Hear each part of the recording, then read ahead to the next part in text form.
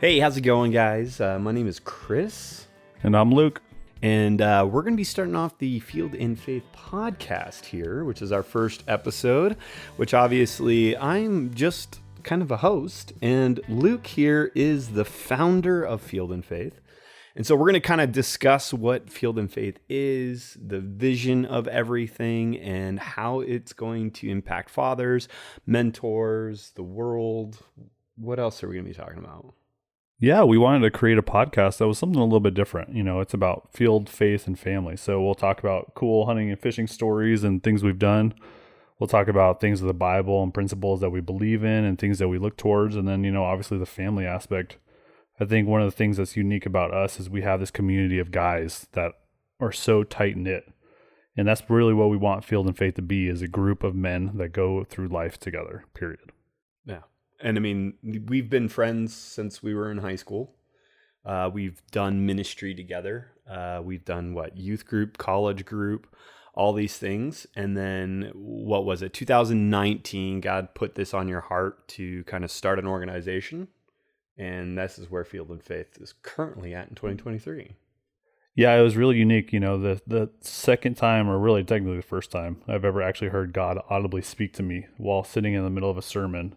And literally sounded like somebody was screaming at me to be a father to the fatherless. And it was one of those moments where I almost stood up and looked around hey, did anybody else hear that? Because somebody just screamed at me and this is what I'm supposed to do. So that's how it really all started, was in 2019 when I got that calling.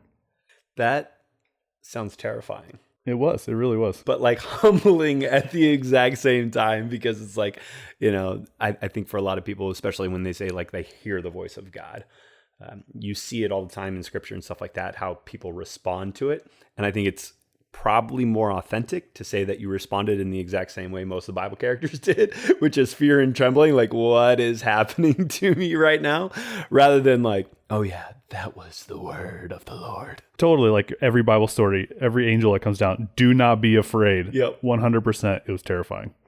Good. Well, I'm glad it was terrifying for you.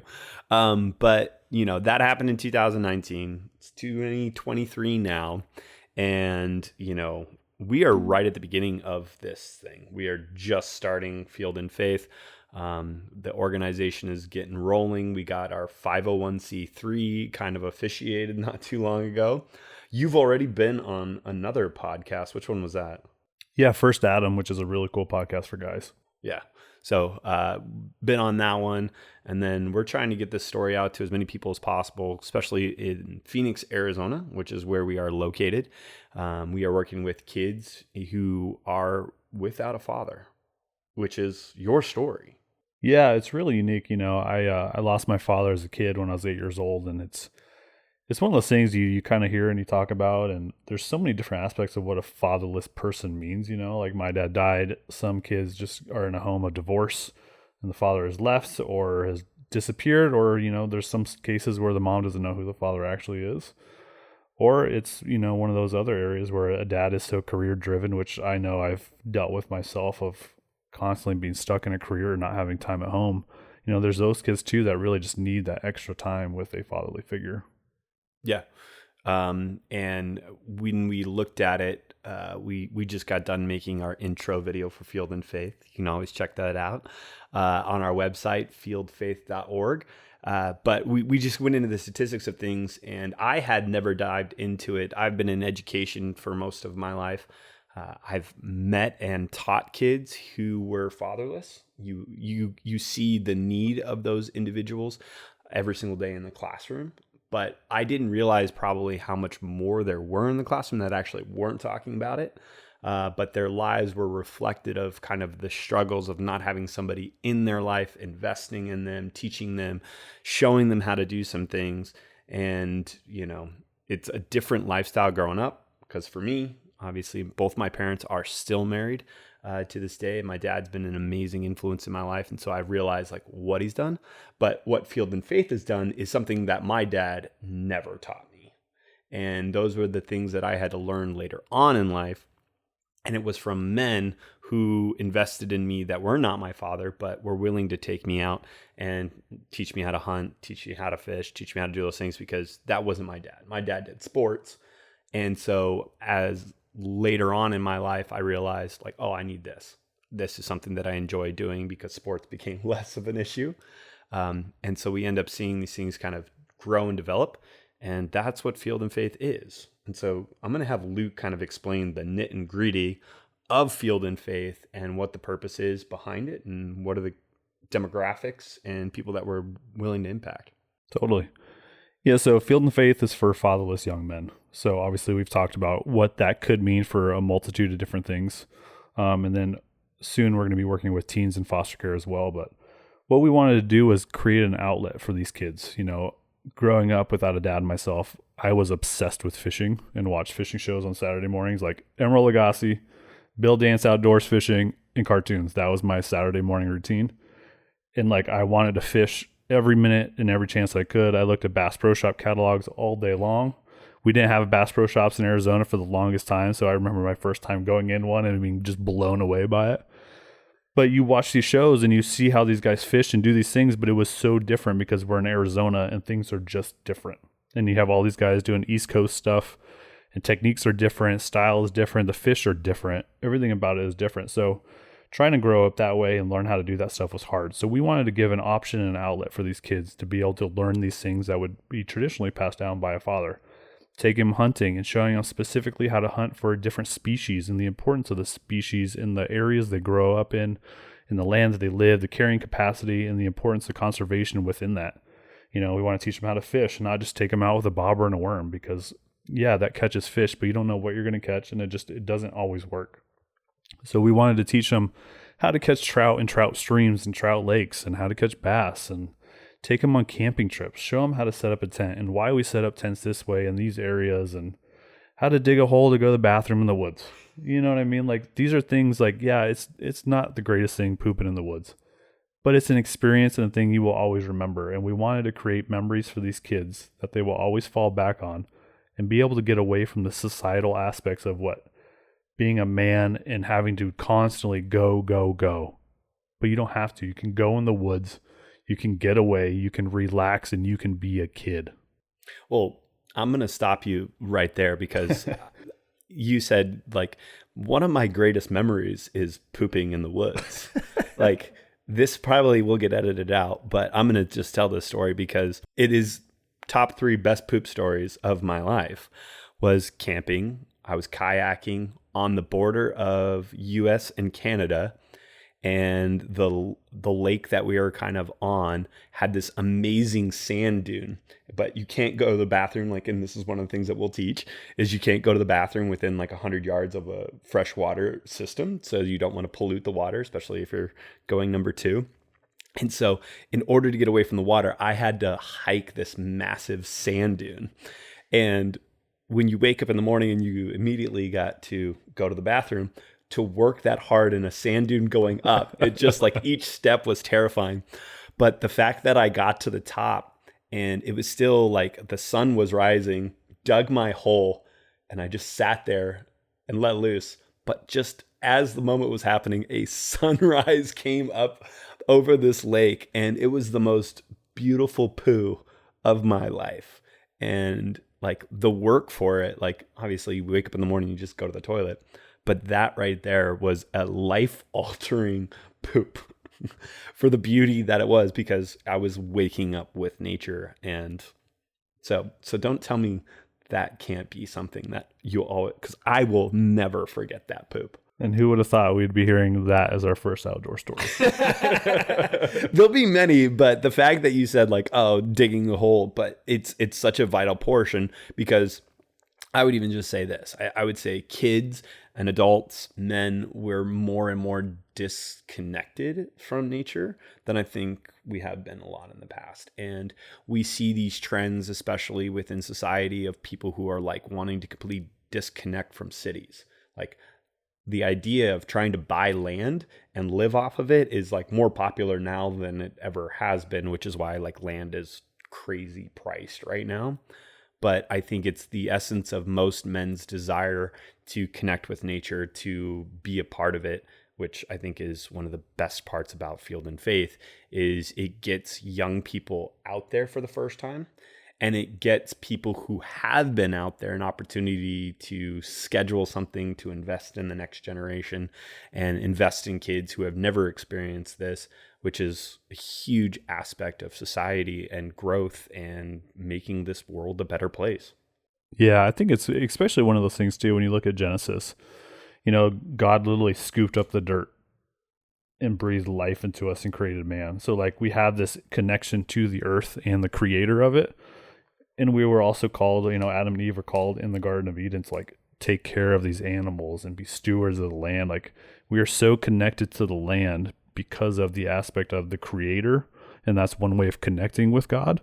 And I think that's just one thing that people just forget, like you see people doing this thing called grounding where they go and stand out in the grass in their yard to like connect with the earth. Like, yeah, there's some truth to that because you're trying to connect with who you are as a person and the person that made you, the creator that made you. Like even just looking at your fingertips right now, like it looks like the contours of the land. Like we were created in God's image from the earth with his breath.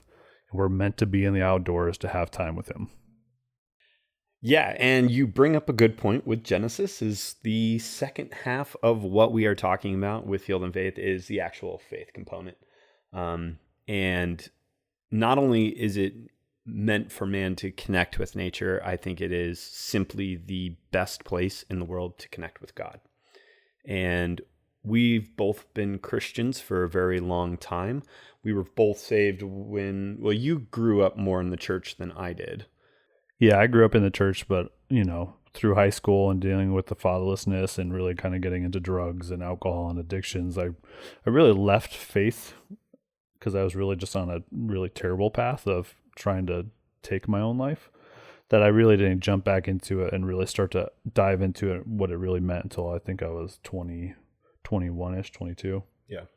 And I didn't become a Christian until 8th grade, but we share a lot of the similar backstory in the sense that I came to faith as somebody who was about to take his own life. And my come to Jesus moment was a play that literally showcased the death and where you were going to go and kind of frightened me. And it wasn't like, I was scared into Christianity, but it was at that moment I had made a kind of prayer. And it was the first time I had probably ever prayed in my life in the seat. And I was just like, if you are real, you would have to show yourself to me. And God made himself evidently aware of my existence. And that was a moment for me that I ended up diving into it. And then a little bit of backstory into me. I did children's ministry for, I don't know, God, how many years. And that was probably my way of giving back because my whole thought process when I was in high school and then in college was I never wanted a kid to go through what I had gone through. And it wasn't an awareness. I didn't have a bad childhood by any sense of the means. I was just terrible to myself. Like judgments, condemnation, always thought I was supposed to be better than what I was, never giving myself any credit for what I was currently doing because there was always another level I thought I was going to, the comparison game, which is exponentially different now that social media was a thing. I mean, we were growing up with AOL Instant Messenger, and if nobody wanted to talk to me on AOL Instant Messenger, I got like really depressed. And people were like leaving with not saying goodbye, and I was just like, they don't love me. But now, obviously, with social media, TikTok, all that stuff, man, the world has completely changed for these kids.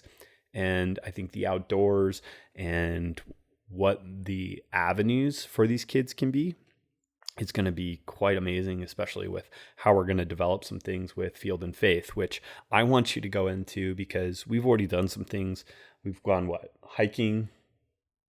You go. We've done multiple hiking trips. We did a camping trip, which we made the kids catch their own food, and then we cooked it and did the whole thing. Which we did not catch any trout, unfortunately. We caught some, but they were too small to eat. So we went with the next best option, which was some crawfish that the boys caught in the lake, which was a completely new experience for them, and they will never forget it because I can't believe they did it, to be honest with you. It was wild. It was wild because I was so set on wanting to catch a fish. I was just like, why haven't I caught a fish? Like I've been in spots where I've caught like 12 fish. And this time it was like just nothing. Nothing. We went to a spot where you could not fail at catching fish, and we failed. But it was still, it was a learning curve and a fun experience. And we taught the kids how to fish. You know, obviously it taught a little resilience to them, because the whole time I was like, well, I didn't bring food, so if you guys want to eat, this is what you get. But we did bring food for them. We did bring food. Don't worry. Clear. I had some T-bone steaks that I shared with them. Yeah. But yeah, it was, you know, and then the hikes, and then we got a quail hunt coming up here in about a month, which I'm super excited for, which is one of my favorite hunting pastimes. Yeah, and that's actually what you got me into, because I had never been hunting before, and you took me out for my first ever hunting trip. So he knows what it's like to have a child out there with him with a gun who doesn't know how to handle it. Yeah, that's really kind of how Field and Faith started. There were so many people coming up to me going, hey, my dad doesn't do this, but I want to learn how to do this. Will you show me?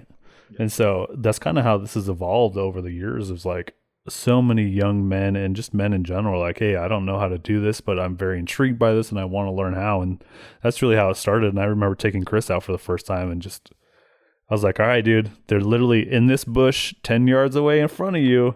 They're going to fly this direction. You aim here, you pull the trigger, you're good to go. Completely failed the entire thing, ruined it, blew out all these birds. But he has learned, and he has grown since then, and he's doing a good job now. Yeah. Well, I think that's like the other thing. It's the evolution process. Like, we know full on that nothing that we do on the first time is going to like stick. But what Field and Faith is designed to do is to be a part of somebody's life for a much longer period of time, where our events are spread out over a course of a year. It's not just like most events where it's just like, hey, we're only going to put stuff together during the summertime. We're going to be putting stuff together every single month that are going to kind of correlate with different seasons. So quail season opens up October 9th usually, right? Yeah, usually the first or second week of October. I think it's the 14th this year. But is it the 14th this year? Okay. Well, we'll look into that. But yeah, so we tried to do something a little different. Just, you know, growing up the way I did and watching shows and all that kind of stuff, when you go to like seminars nowadays, it's, you sit in a classroom, which is good and you learn and it's useful, but it's like looking at a map. You can look at a map, but the second you get out there, everything looks different, because that's just how it is. So we wanted to create these hands-on experiences, because frankly, that's just how you learn, by doing it. So we take these kids out, whatever it may be. We provide them with all the right equipment. We have all the training necessary for all of our guys and mentors. We don't let anybody handle anything if they can't handle it. But we literally guide them through the entire process, because some of these kids might not want to learn how to hunt. Some of them might only want to learn how to fish, or vice versa. But we want them to show, like, to see the aspects of what this really is. And it's more than just hunting in a sport. It's conservation. It's a way of life. It's to see a respect for your food, especially. That's like important to me and my family, is, hey, this animal was put here by God for our survival. Its life was given for you to get nourishment. Not only that, we take it home, we cook it, and now we're having family time together. And to me, that's really important to show these kids. Like, it's a multiple step process, and it's a lot of work. It can also be fun, but there's a lot of benefits that come out of it. And I think that's bottom line. The driving force of all of this is we're looking long term. I think we both have that idea of, you know, for me, I wish I had more exposure to the outdoors when I was younger, because I never went camping.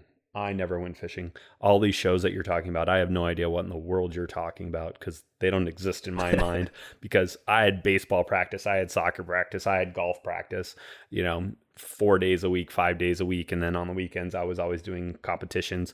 And so for me, that was my childhood. And then as I got older, I felt like there was something that was missing out, because let's be honest, the outdoors don't go away, but your sports career definitely fades. And as an adult, kind of looking back into it, it's just like I'm more invested in something that I think someone can do for the rest of their life rather than like a short period. Because I've watched kids who, being a varsity coach at a high school for years, just watch them kind of collapse after high school because they had invested so much time and effort into their high schools, and then they never went off to college. and now they've got nothing else but hunting, fishing, camping. That is something you're going to do for the rest of your life. Well, I think that's actually, it's something funny that you kind of say about that. Is the biggest piece of this is it's everybody's in a state of identity crisis. Is a good way to put it. Like we go through high school thinking we're going to be NFL stars and be in the NBA, and it's like realistically that's a very small percentage that's going to be like that, and we don't understand how to go through that and fail at that and then move on and realize, okay, we're just dudes and we got to get real jobs and this is life and I have no idea who I am. And that's something that we're trying to do a little different. We're trying to instill confidence in these kids and resilience in them because, let's be truthful, the world is hard, period.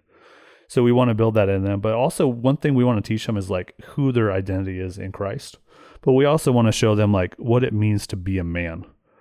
Something like I still struggle with, like being a dad and being a brother and a husband has been so difficult. Like I never had any reference or how to do this. I took everything from watching Family Matters and Full House of like, okay, I think this is what a dad's supposed to be like, so therefore this is what I'm going to be like. But it's hard. So that's one thing we try to do is we try to implement values of this, of godly masculinity, because masculinity is in trouble now, and it's good because it is in trouble because now we have something to talk about, and it's important to talk about because the world's idea of masculinity is tough, strength, power, money, greed, and that's something we don't want to teach. We want to teach them how to have patience and self-control and how to honor women properly and how to be a man and stand up when you need to stand up and protect the weak. And that's what we're trying to instill in these guys, is to give them the true identity of who they're supposed to be. Dude, I couldn't have said it better myself. And usually you're not the ones with words, but I got some words today. Yeah, it's weird. It's like when you're passionate about something, like you do really well with it, which is nice. You put me on a camera, it's a different story. Yeah, exactly. That's why we're not having any cameras set up, because then we just get self-conscious about how we look. And all right, so I want to wrap this thing up. And one of the things that we wanted to do with all of our kind of podcasts is end it with a story. And I'm going to have Luke go ahead and give what do we want to do? Hunting, a fishing, or I'll be the decider of that. Since I already gave my poop story. Yeah. Yeah, I think it's important, like sitting around a campfire with a bunch of friends is probably one of the most amazing memories I will always look forward to when a camping trip or a hunting trip, and sharing stories. I mean, like Proverbs really is a bunch of stories that have been passed down for hundreds of years and different truths that have come within it. It's really what it is at the end of the day. But I'll give you my first hunting story. It's probably a good one to start with because it really set up a lot of stuff for me. I went dove hunting for my very first time with my brother. We got out super late to the spot. All the guys were coming back in. There was no birds out flying anymore. We went and walked around forever, tripped over a rattlesnake at one point during this hunt, and then ended up like circling around, and my brother spotted a dove super far away. And of course, me, super eager, wanting to shoot. He goes, go for it, shoot it. Way too far of a shot.